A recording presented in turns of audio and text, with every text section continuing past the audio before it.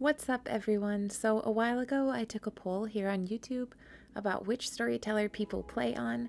About 2,500 people voted, and the results were 12% Phoebe, 33% Cassandra, 45% Randy, and then 11% other, basically. I'm a Cass player myself, but I always notice most content creators playing on Randy, which got me thinking, what are the storytellers really like when directly compared to one another? So in this video, I thought it would be interesting to play the exact same colony for 1 year on each storyteller, and then kind of compare how the years went for me. This will not be a gameplay video, as this experiment took me roughly 20 hours of playtime, which is insane in retrospect. But I did record some parts, so I will show snippets for each while we discuss our results. So to get set up, I played a colony for 1 year on peaceful mode, just to get a nice solid base going before starting the experiment, shall we say. I did not use dev mode or anything. These are just the 3 colonists I landed with, plus 2 stragglers that joined on, and actually I just enjoyed some very laid back gameplay for once.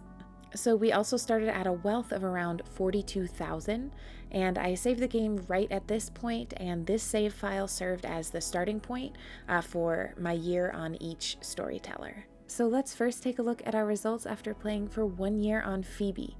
Difficulty is Strive to Survive across the board, by the way. I didn't want to do Losing is Fun because I didn't want to risk tanking a colony and then dropping wealth down a huge amount, just because that would affect the threat scaling. So let's jump ahead, and here is our colony after 60 days on Phoebe. You can see everyone is alive and well. Let's rewind for a little time lapse and talk about how things went. So I tracked events, and I've mapped them here. The good events are green, bad events are in this pink color, and neutral events like quest opportunities are white. Nothing happened at all in the first 6 days, which was the longest chunk I went across any of the years without a single event occurring. So over the course of this year, I had 39 events total, but only 2 of them were enemy raids, and both were very small, only 3 people each. However, I had 2 defoliator ships in addition to that, which I thought was kind of wild for Phoebe. I also endured 5 negative weather events, 2 manhunter packs, 2 infections, 2 diseases, 1 short circuit, and 1 prison break. Now the green events on this little map represent 5 trade caravans, 2 transport pod crashes, 1 ambrosia sprout, 2 inspirations, 1 plasteel meteorite, let's go, 3 parties, and 4 instances of an animal joining or self-taming. These 4 white dots represent the 4 quest opportunities that I was offered over the course of the year. Now, one of the ways I wanted to compare storytellers was to look at their relative threat levels over time.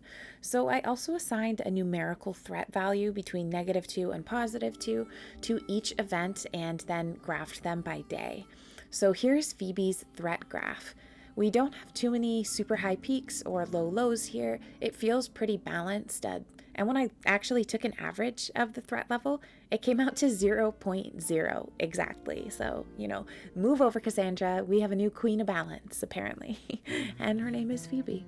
By day 60, we had gradually increased wealth to about 63,000. So since this was the first year that I played through, I made it my goal to increase wealth by the same amount on Cass and Randy to try and keep threat level relatively comparable between years. So then I reloaded back to April-May 13th, 5501 to start at that same wealth of 42,000 and switched over to Cass. I kept difficulty unchanged on Strive to Survive, of course.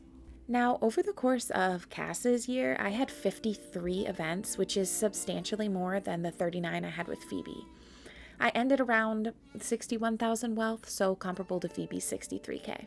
Of these 53 events, 29 in the pink here were negative. 4 were enemy raids, and I want to note that they were notably larger than Phoebe's, just in terms of scale. However, we encountered no mechs, whereas Phoebe sent 2 defoliator ships, so take from that what you will. Cass also hit me with 4 diseases, 2 infections, 5 negative weather events, same as Phoebe, 8 instances of animals going manhunter, 2 psychic drones, and 2 short circuit events. She also sent me 20 positive events, 5 inspirations, 2 animals joining, only 1 party, 1 transport pod crash, a wanderer joining, a lovely 3 psychic soothes, and 7 trade caravans. And then we had 4 quest opportunities again, so no change there between Phoebe and Cass. Also, my colonist Ryan died on like day 4. Whoops. So I'll just straight up say it, this year obviously was substantially more challenging than Phoebe's year. Here are the frequency charts side by side for comparison. So not only did Cass's year feel a lot busier, the threats that did occur felt more intense. Raids had more people, manhunting packs were much larger. And when we graph threat level using those values I assigned to each event, we can just see that Cass is just visually spending a lot more time in the red. And sure enough, her average threat level was 0.3, indicating a, tendency towards bad events, a overall more perilous experience than Phoebe's perfectly balanced 0.0. Now let's look at Randy. So if we look at our colony after 1 year on Randy, right away you'll notice that it's looking way better than at the end of the other 2 years. We've doubled in size, and the base is looking more impressive. Randy made it extremely easy to get new colonists. Our ending wealth, surprisingly, is still right around Cass's and Phoebe's at 62,000.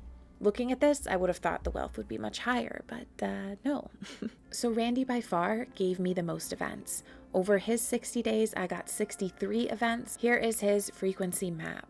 So I did get 21 negative events, including 3 raids, 1 defoliatorship.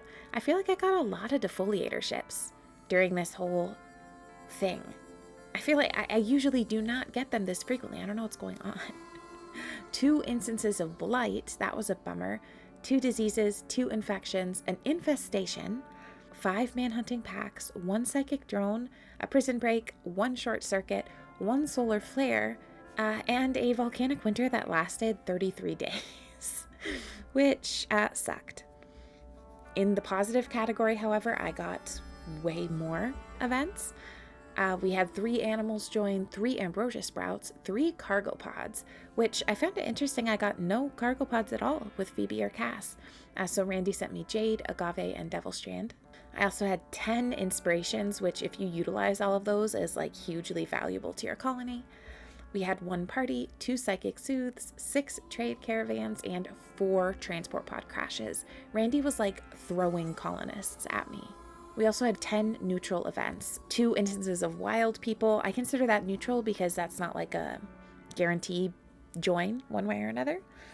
2 instances of rare thrumbos. Again, I feel that that's a neutral event. And 6 quest opportunities. So about 50% more chance at quests than we saw with Cass and Phoebe.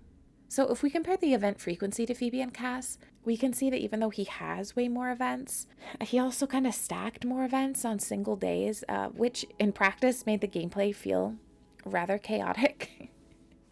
And here is his threat level over the year.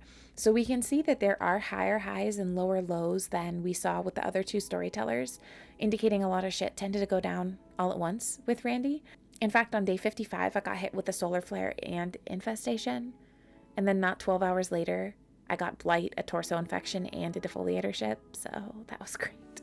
However, we can also kind of see that a lot of this map is in the green. The overall threat level during my year with Randy was actually negative 0.2, indicating it actually sent me more helpful events than harmful ones. So my final thoughts. I actually think that at the hardest difficulty, Randy is probably the, I'm going to say it, easiest storyteller because he has a tendency to help just as much, if not more, than he hurts. Phoebe would be the most laid back experience just due to fewer events taking place. However, that also means you get fewer positive events and thus fewer opportunities to grow and strengthen your colony. And that caps your ability to recover from disasters. With where my colony stands at the end of my Randy year, I feel like they could pretty much survive anything because even if something terrible happens, I'm not going to lose all of these people. We'll have some people will make it out of any disaster that hits. But with a smaller group like we had with Phoebe, you might be SOL if something really bad happens. So, yep, That's right. I am saying with conviction that Cassandra is the most difficult storyteller. So from now on, I will only be impressed by a 500% threat, losing is fun, naked brutality starts if they are on Cass, not Randy. So anyway, that's it for my little fairly qualitative and non-technical field study of the storytellers.